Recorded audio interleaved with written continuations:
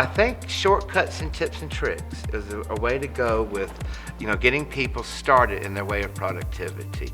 Especially a lot of keyboard shortcuts that if you're a person of the 80s using the computer, we didn't have cute little buttons called icons or command buttons. Everything was keyboard driven.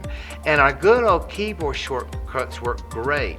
So I love training my millennial friends who are very comfortable with the touch screen and the mouse, but may not know all the cool keyboard shortcuts.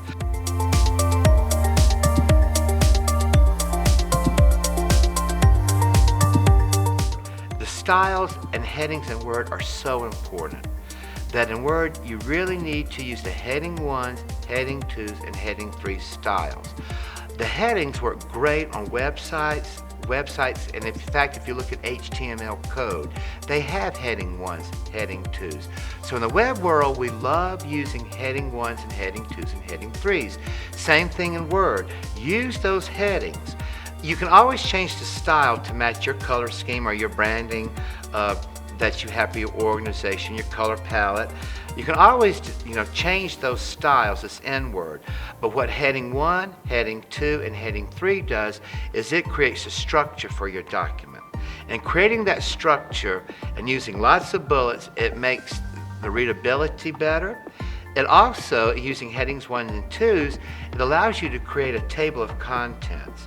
That a table of contents, if you don't know headings in 1s, 2s, and 3s, and so forth, can be an absolute nightmare.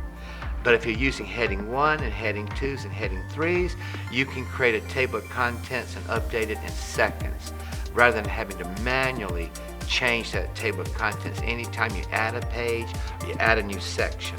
So headings 1s, heading 2s, and heading 3s have lots of versatility.